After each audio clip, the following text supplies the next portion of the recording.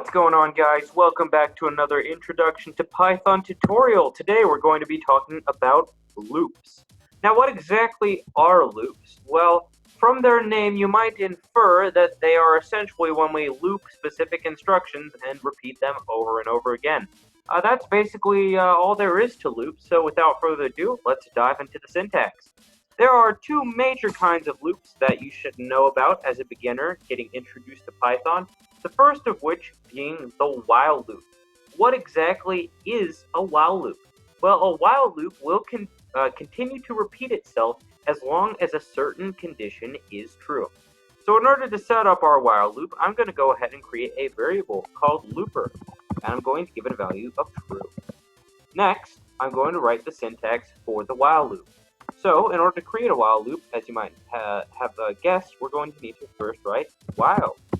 And much like an if statement, we're going to need two parentheses, and we are going to need to put in some sort of a statement which evaluates the true or false. As with our conditionals, where we had if statements and else statements and else if statements, the inside of the variable could the inside of the parentheses could quite simply just be a Boolean variable like looper, which evaluates the true or false. Or it could be a more complex expression that involves the equals equals, determining if a value is true, or it could even have ands and ors, and there's all that fun stuff that you can do. And then also, very similarly to conditionals, we're going to put in that colon. Next, we're going to go to the next line, and we're going to have that indentation. Remember, guys, Python is extremely picky about indentation, so remember to put that indent in. Anything that is not indented will not be seen as is a part of the loop. So, what do I want to do within this loop? Well, let's create a variable that is going to essentially just count up, and then maybe print that number. Okay, so let's create another variable out here, and let's call it num, and we're gonna set it, or let's call it count num equals 0. Okay, so we set this to 0, and for every iteration of the loop, let's just say count plus. Some of you may be equals plus 1. All right, so some of you should remember that syntax from our previous tutorial where we did math with a variable, and now we have said for every loop of the while loop, the variable count num should have 1 added to it. And then we can go ahead and also say print. That should do the trick. And now if we run this, we should see count num is just printed and over and over again, but each time an additional 1 is added. Appears we have some sort of a technical glitch.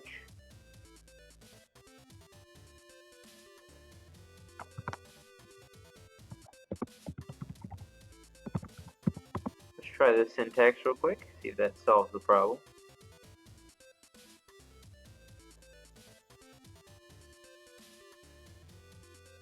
Yep, that sure does solve the problem.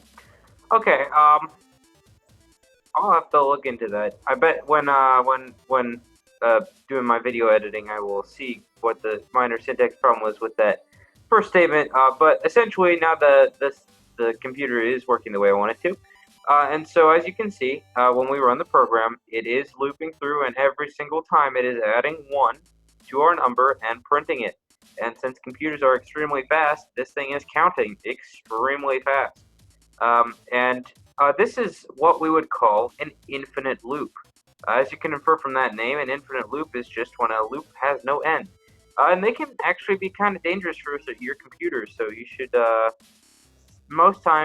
in many cases, you want to avoid infinite loops. They're not usually a good thing. But, in our case, we're just writing simple programs. They're harmless. No big deal there. So we don't need to worry about that. But let's go ahead and let's make a way for this to escape the loop. Let's make the loop have an end. And so to create this end, let's use an if statement.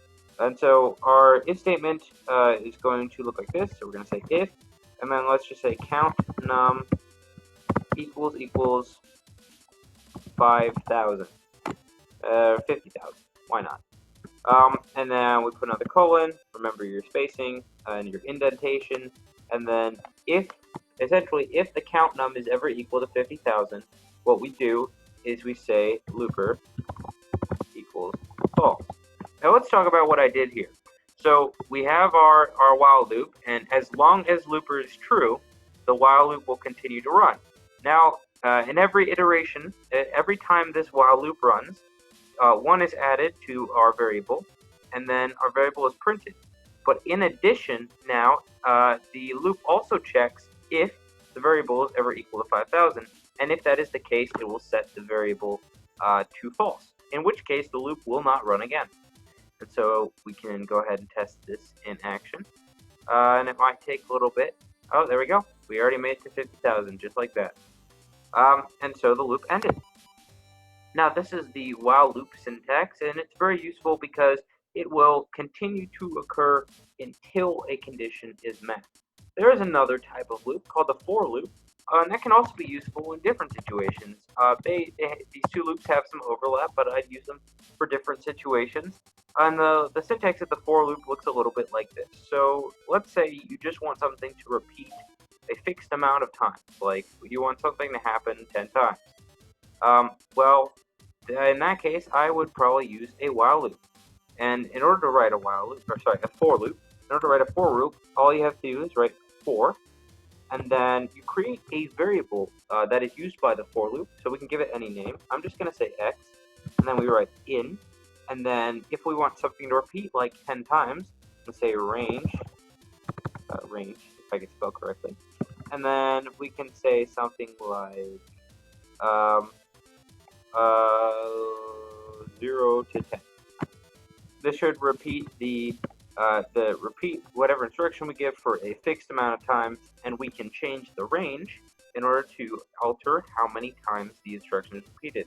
So if we go ahead and put something like print and then hi in here, we should see that it is just printed a bunch of times. All right, we have to get to our 50,000 first. Let me see, 1, 2, 3, 4, 5, 6, 7, 8, 9, 10 highs. And we, in fact, put in a range from 0 to 10, which should print 10 times. We can also edit this number. We can change it to something like 50. And when we do that, we should see a lot more highs are printed because we edited the range, which means that this is run through many more times. As you can see here, we have 50 highs. And then another thing we can do, and this kind of goes in combination with our last tutorial, so you might want to go check that one out if you haven't already. If we create a list and we say our list is equal to a bunch of numbers, like 0, I'm just putting a bunch of random numbers in right now. Ooh, we don't want that extra comma there, that would cause problems. Alright, so now we have our list. Let's just call it num list. You know, just for clarity, num list. Another way to write the for loop syntax would be to say for y in num list, and then put a colon. We can say print. We can say print y. Instead of the regular old way of printing a list, we can always just do this, because this will also print every element stored inside a list, but it will print it each element on a line of its own instead of that good old inside brackets with commas separating each of the elements. So as you can see, every element from the list is printed using this for loop. So these are just some applications of for loops. Just to summarize, for loops are usually used to print things for a certain amount of time, and typically you might see them used in tandem with lists and similar things in Python. However, while loops are a bit more useful in more complex situations where you need to repeat a set of instructions until a specific condition is met. So these are a bit more, I guess, adaptable might be the word. But they're both pretty great. So that's all we have to share today. Thank you for watching this tutorial, and I hope to see you in the next one.